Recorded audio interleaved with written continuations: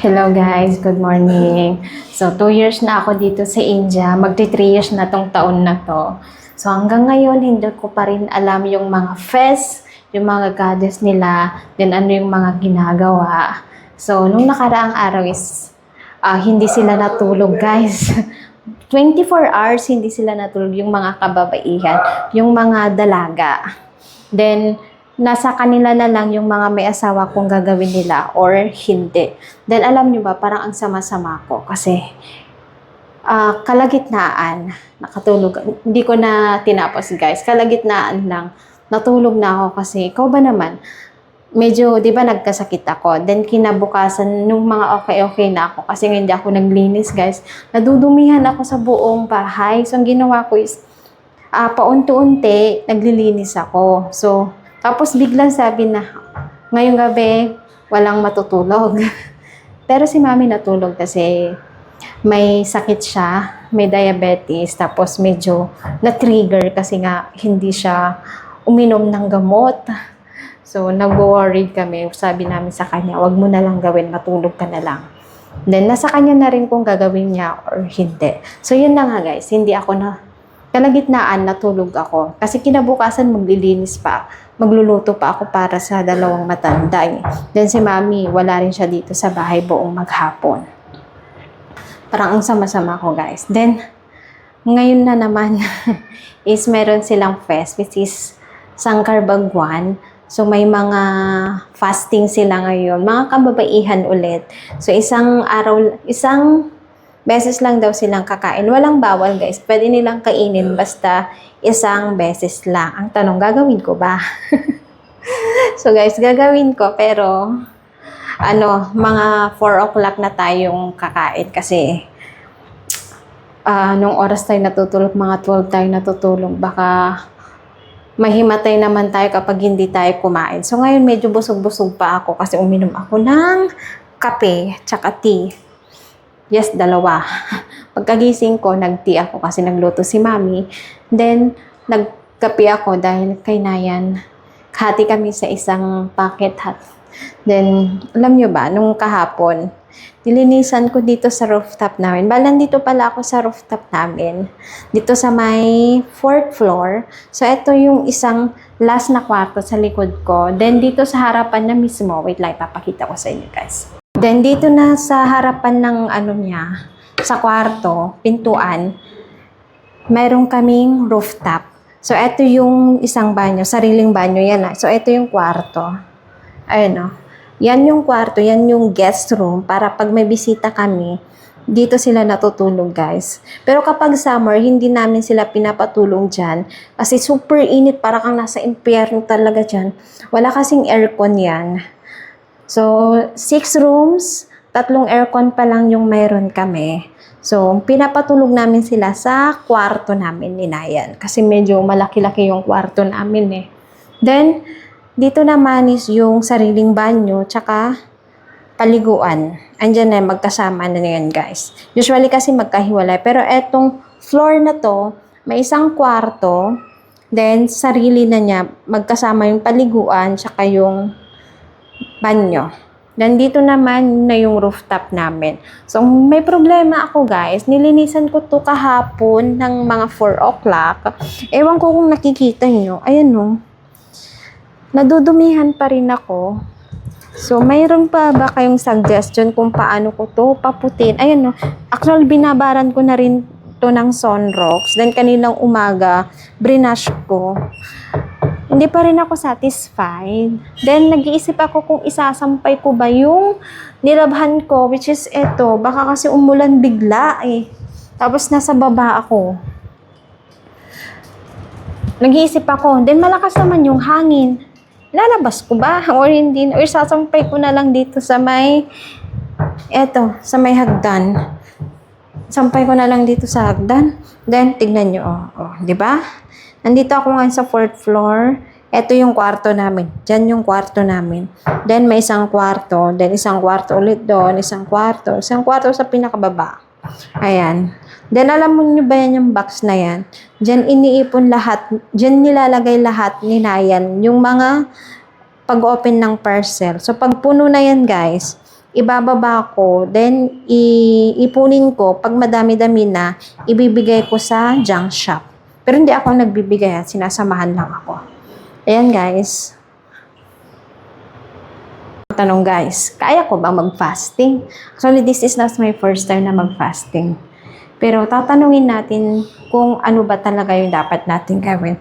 Parang ang feel kong sama-sama ko guys kasi hindi ko fina-follow lahat ng mga paniniwala nila, yung mga ginagawa nila. For example na lang umaga. Umaga kasi dapat bago ka gumawa ng anywhere, kahit anong trabaho man dyan, magwalis, kumain, dapat ang uunahin mo, maglilinis ka muna ng katawan mo. Then, pupunta ka sa temple dito sa bahay. May temple kami dito sa bahay. Alam nyo naman na yun, di ba? So, magdasal doon. Hindi ko yun ginagawa, guys. Promise. Ang gumagawa nun si mami tsaka si papa.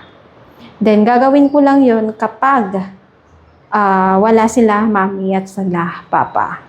So, ang ginagawa ko, guys, pagkagising ko, maghihilamos lang ako, magtututbrush. Tapos, magwawalis na ako agad. Yes, maglilinis na. Tatapusin ko lahat muna yung gawaing bahay. Then, pagkatapos nun, saka lang ako maliligo. Tapos, magluluto na ako ng tanghalian namin. Ganun yung routine ko. Parang sama-sama ko. So, ngayon, ano naman, dahil madami tayong blessing, kahit isang araw mag-sacrifice tayo. Yes, kakayanin ko yan. Kakayanin. Tanungin natin kung ano yung mga pwedeng kainin at hindi kainin. Kasi sabi ni mami, pwede daw lahat kainin, basta isang beses lang. Ewan ko kung pwedeng kumain ng wafers or what, kapag mga bandang mga hapon-hapon na tsaka gabi. So, tara. Then alam nyo ba, ewan ko paano nila nakakain, 24 hours na hindi natutulog. Tapos alam nyo ba kung bakit nila ginagawa? Para yan sa mapapangasawa nila at saka dun sa asawa nila. Para daw more blessings, good health sa asawa nila. O, diba?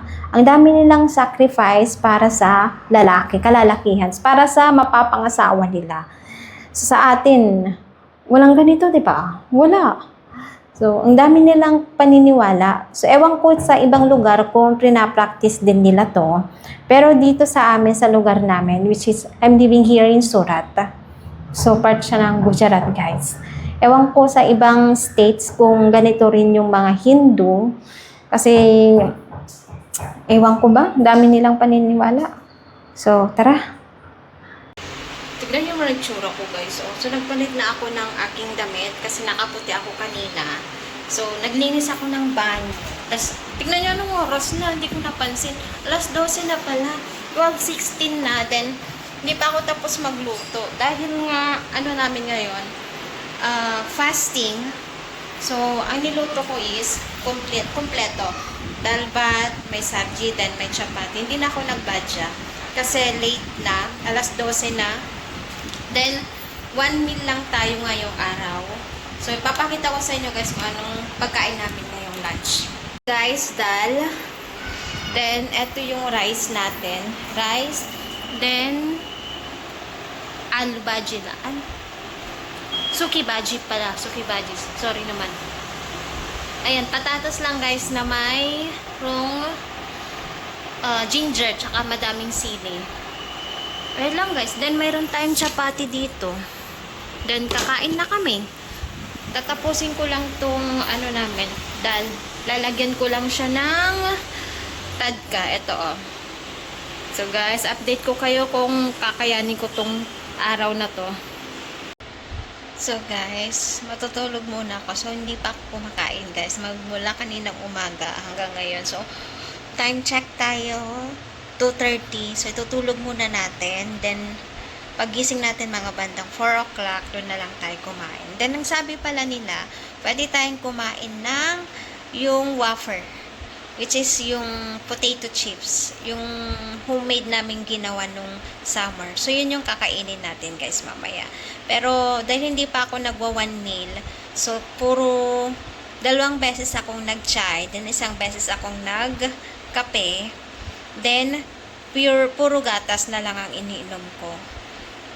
Then, mamaya, kaya pa naman, di pa naman ako gutom kasi, ah, kagabi, mga bandang 11, madami akong kinain kasi hindi nga ako nag-dinner.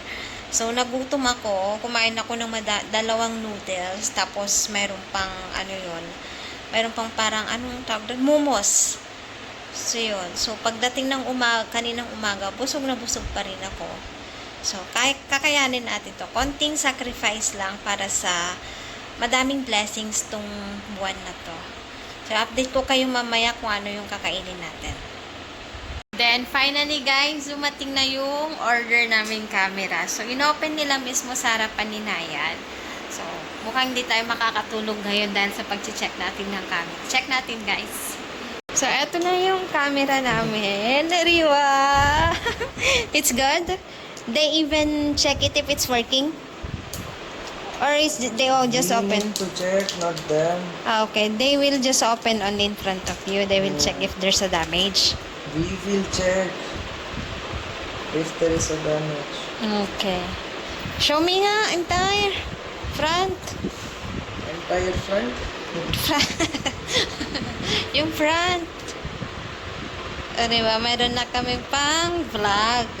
So, dahil ito yung napili namin, guys, para sa shooting namin ng reel. So, madami kasi kaming promote ng mga product. Madami kaming promotion, then madaming nagme-message. So, kailangan namin ng mas magandang quality. Ayan siya. Ariwa! Guys, tapos na tayo ng first meal na natin. So, hindi na tayo pwedeng kumain ng mga regular food. Regular food. Yung mga regular food, yung mga pang lunch, pang dinner, yung pang breakfast, yung mga bakery, chapati. So, hindi na tayo pwedeng kumain, guys. So, time check tayo. So, 5. Wala na kayo natin, guys. Actually, ako ng gatas. Kaya siguro hindi ako nagugutom. Kaya siguro hindi ako nagutom kasi inom ng gatas. Tsaka tubig. Dahil ilang beses akong nagkape, guys. So, maghapon, kaninang umaga, ilang beses ba ako? 4 na beses ata ako nagkape, tsaka nag-tea. Pero, hindi rin ako natulog, guys. Ayan yung epekto ng kakakape. So, ngayon, magluluto ako ng wafer. Sabi ni Mamis, pwede naman daw kumain. Etong kakainin natin, guys. Ito, yung potato chips. Ito is homemade. Ito yung ginawa namin nung summer. So, sinain kasi, di ba, alam nyo naman na nagbabasa siya. So, kailangan nyo ng food, pero ayaw niya i-break yung fasting. Buti na lang pinaalala ko sa kanya, ibibigay ko sana yung leftover. Nagtatanong kasi siya ng pagkain. Ibibigay ko na sana yung leftover. Sabi ko, no, may fasting ngayon. Ibe-break mo ba? So, ayun, luckily, na-remind ko siya. So, or else, gagawin niya ulit next Monday, di ba? So, ngayon, magpiprito tayo ng potato chips. Then, sabi pala ni Mami, pwede naman daw kumain ng prutas, then mga wafer. Etong tawag nila is wafer. Hindi ko alam kung bakit wafer. Di ba chips to? Ewan. Alam niyo ba, nakakaboost ng confidence pagkausap mo yung cellphone mo, no? Actually, madami ako ikwento, guys. Madaldal ako. Kaso may mga bagay na hindi tayo pwedeng i-share. Kung pwede lang sana. Sa atin na lang yun. Huwag na. Baka may nanonood ng mga good Indian. Naboboard kasi ako, guys, dito sa bahay. 2 months. Walang gala. Gala lang sa bahay. Tapos, gala sa shop lang. Tapos dito. Hindi kasi makalabas si Nayan. So, ilang araw na lang matatapos na to. So, gagala tayo ng gagala sa susunod na buwan. Kasi papakita ko sa inyo yung buong surat. Lilibutin namin yung surat. Gamit ang motor. Maglo-long ride tayo.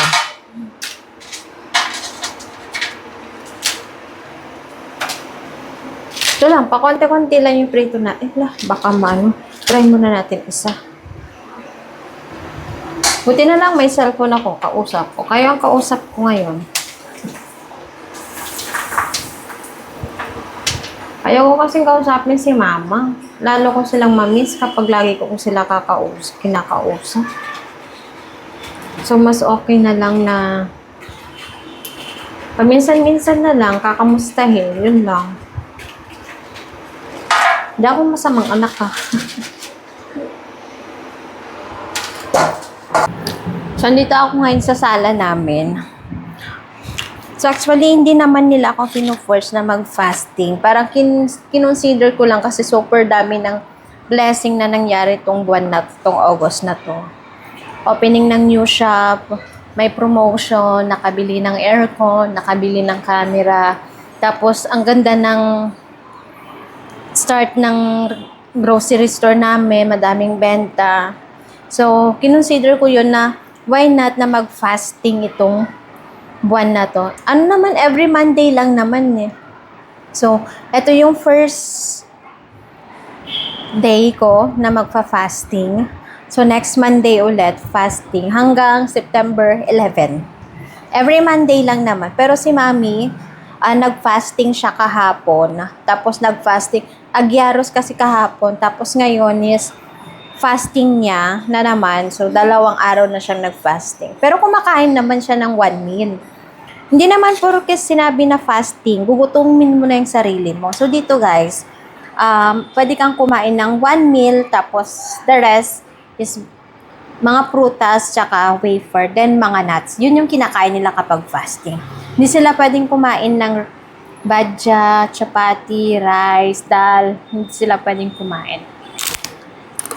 So, ito ngayon, kakadalas ka lang kumain, kumakain na naman ako. Lamon pa more.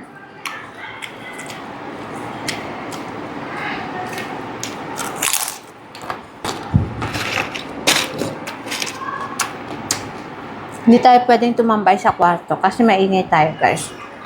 Nagbabasa yung isa.